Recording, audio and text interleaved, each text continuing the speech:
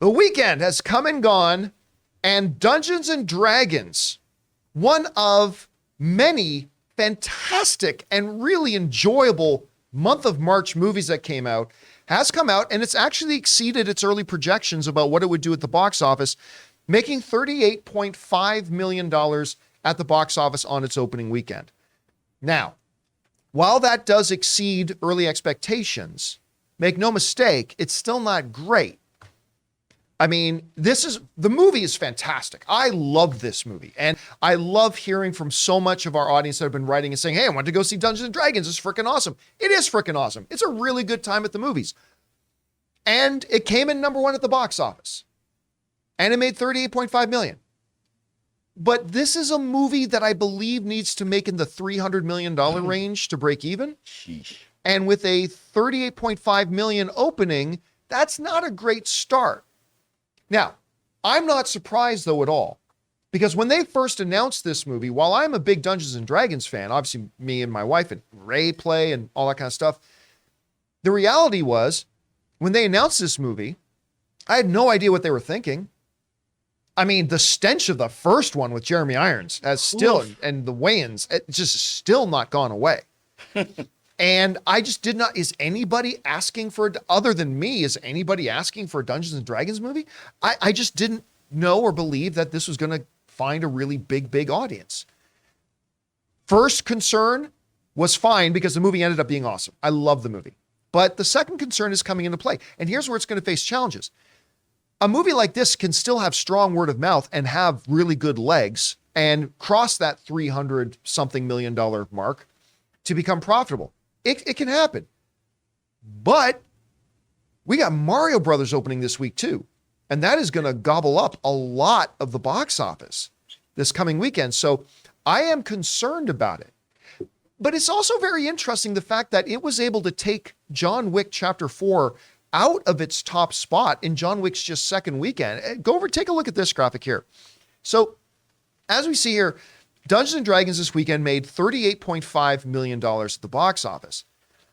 John Wick dropped 62%, which I'm going to tell you what really shocks me, because not only do I think this movie was fantastic fun, the audience ratings have been fantastic as well. The word of mouth of John Wick Chapter 4 has been spectacular. The word of mouth has been great. The word of mouth has been strong. And listen, 62% is not the worst second weekend drop. And you want to see a movie generally fall between 50 and 60%. I was really surprised to see John Wick Chapter 4 drop more than that, considering how much the audiences loved it and how great the movie is. Still, it made $28.2 million this weekend, and Dungeons and Dragons was able to stave it off and take the first place on its opening weekend. So good for them. Good for Dungeons and Dragons. Guys, this is a movie that deserves your support because it is charming. It's fun. It's delightful. If you get a chance, run on out and check it out because I really do think it's absolutely terrific. Anyway, Chris, you saw the box office results here. Any surprise for you about how the numbers kind of shook themselves out? That is a huge drop. Yeah. That's a big old drop. For a movie that's that good. Yes, that everyone is loving. I'm so excited. I believe I get to go see it tonight because I haven't got to see it yet, you guys. I'm really, really hyped. Logan watched all the John Wick movies because he hadn't seen them before while I was out of town. You were doing a lot of traveling last week. I you weren't even in town when it came I was in Florida seeing my parents. I was on a boat. It was great. It was wonderful. I was living my best life in God's waiting room. It was so fun. But welcome to the boat life. Florida. I was in Florida, yeah. So I was the youngest person by like 40 years everywhere I went. It was magnificent. But I'm really, really surprised by that drop because I keep hearing wonderful, wonderful things about John Wick 4 and how it's like the best of the franchise. So that really shocked me. And then Dungeons and Dragons, like I understand that maybe your average moviegoer who isn't into tabletop games maybe doesn't think they want to see this. But the trailers are so fun. The word of mouth is so fun. So I'm not really understanding that disconnect because really when you get down to it, if you just take away Dungeons and Dragons, if you just call this Honor Among Thieves, this is the kind of movie that most people do run out to. It's fun. It's got really, really cool, amazing practical effects. I mean, it's a really, really great film. So I'm wondering if people are just getting too hung up on that D&D aspect of it and thinking it's not for me. And I assure you it is. That's a really interesting point. In the gold bullion in Hollywood right now is IP, recognizable IP, right? I wonder, though, if this is a case where putting the Dungeons and Dragons name on it might have hurt it. Like, to your point, maybe if you just set this out as a sword and sandal fantasy film called Honor Among Thieves, and you didn't put the Dungeons and Dragons labeling on, I wonder if it would have done better.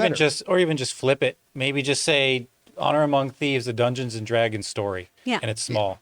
Yeah, maybe. I don't know. But whatever the case is, Or adventure, whatever. it deserved to do better. And also, I think, oh, sorry, John. No, go ahead. I think I'm not like much of a action, especially when it deals with blasters and stuff, guys. It's just that I watched John Wick for Keanu Reeves, and the first one hooked me. But I don't usually watch those movies that have a lot of gunplay or whatever. So there might be people who just don't like that sort of genre. And also, it's a 3-hour movie.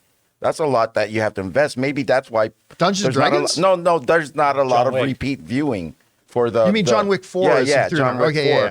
I mean, there's a lot of factors that reason why you could have. Yeah, the 3-hour runtime could even if somebody loved John Wick 4, the 3-hour runtime may make them hesitate about going back again, and so that's possible. Anyway, guys, question is for you. What do you think about this? Dungeons and Dragons exceeded expectations, but it's still not a great result, and it's leaving whether or not it's going to break even in question, despite the fact that it's a fantastic movie. John Wick Chapter 4 took a bigger drop than we thought. I don't know, whatever you guys think about all this, jump down into the comment section below and let us know your thoughts.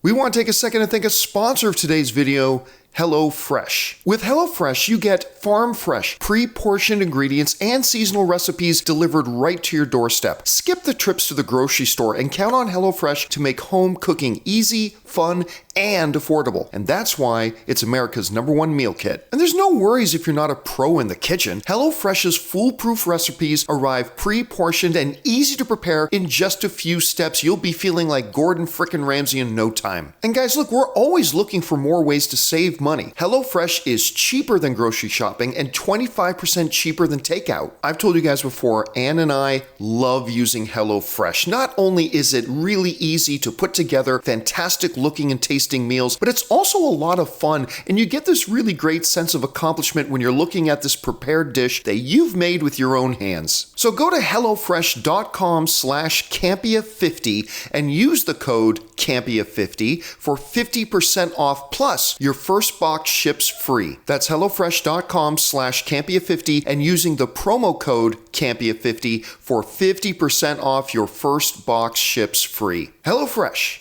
America's #1 meal kit.